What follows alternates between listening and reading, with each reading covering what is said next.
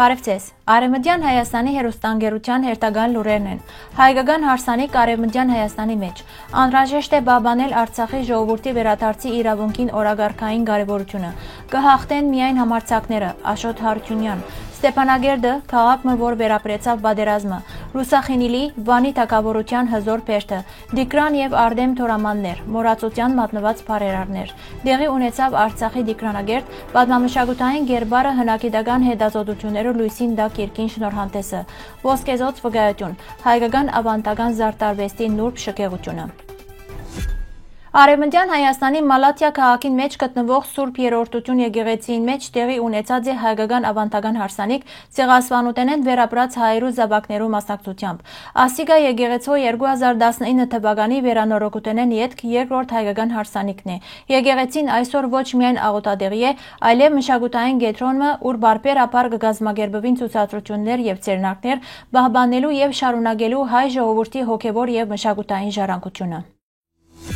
Ֆրանսա-Արցախ բարեկամության շրջանակը 2025 թվականի հոկտեմբեր 22-ին Փարիզի մեջ կազմակերպած էր աշխատանքային հանդիպումը նվիրված արցախահայության իրավունքներու պաշտպանության եւ մարդու իրավունքներու եվրոպական թադարանի ներկայացուցած հայցերուն։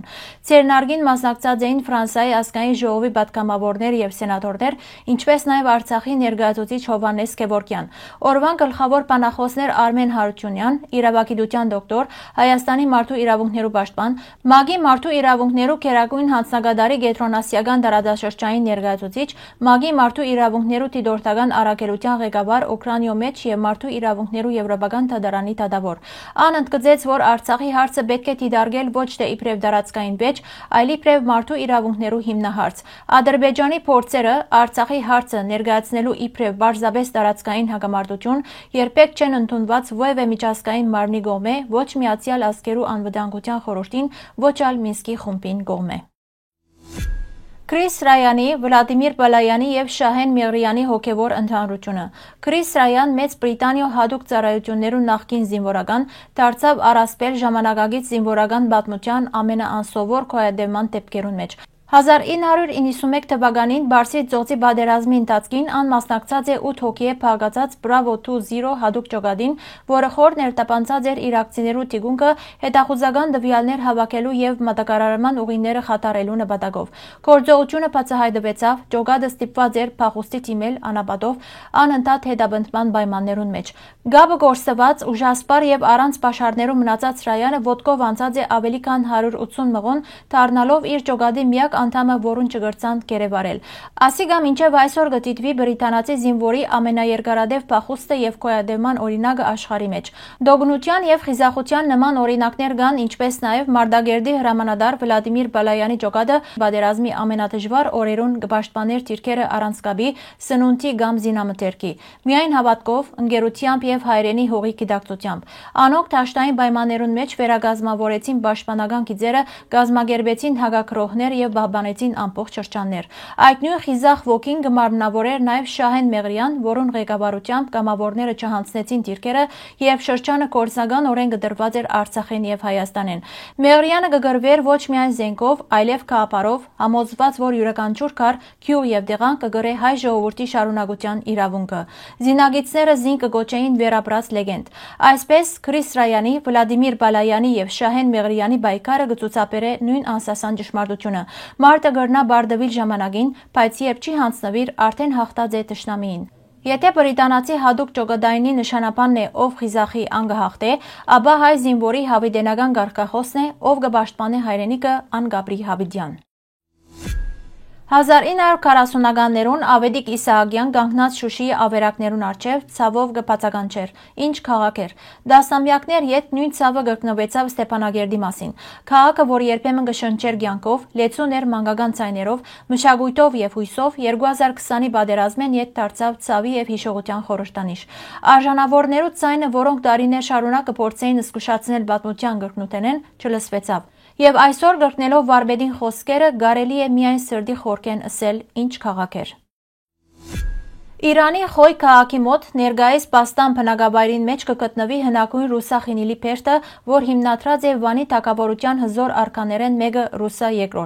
Ան իր իշխանության դարիներուն կառուցած է քանի քաղաքներ իր անունով, ապրաբնթելով թագավորության ուժն ու փառքը։ Գերմանական հնդագիտական ինստիտուտի արշավախումբը այնտեղ բացած է հսկայական փերթը շրջապատված հզոր պաշտպանական կառույցներով, որոնց բարձրությունը կհասնի մինչև 5 մետր։ Ասիկա կնկատվի Վանի թագավորության ամենամեծ փերթերեն մեկը, որ շուրջ 2700 տարի անցյալ կանգուն է վկայելով հին հայկական քաղաքակրթության հզորությունը։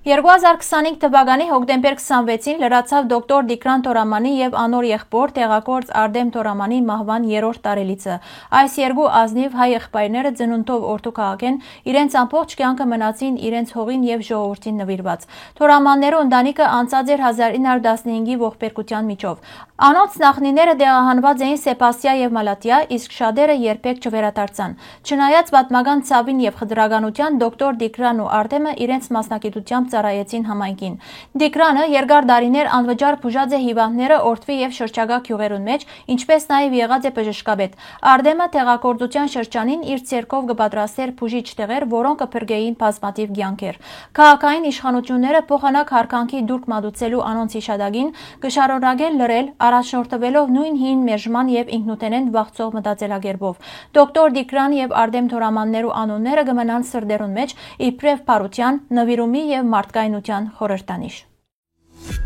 Արևելյան Հայաստանի գիտություններու ազգային ակադեմիու մեջ տեղի ունեցավ Արցախի դիկրանագերտ պատմամշակութային գերբարը հնագիտական հետազոտություններու լույսին տակ կիրքին շնորհանդեսը։ Քիրկը կամփոփե 2005-ին 2020 թվականներու դիկրանագերդի բեղումներու արդյունքները ներկայացնելով քաղաքի պատմությունը եւ հնագիտական տվյալները։ Ան հեղինակած են Հայաստանի եւ արտասահմանի 21 հետազոտողներ, ներառելով ավելի քան 600 լուսանկար, գծագրություն եւ քարտեզ։ Ակադեմիկոս Յուրի Սուվարյան շեշտեց, որ աշխատանքը կարևոր վկայություն մնե Արցախի հայկական պատկանելիության մասին։ Փավել Ավետիսյան նշեց, որ դիկրանագերդի ուսումնասիրությունները մեր ինքնության կարևոր հիմքերեն են։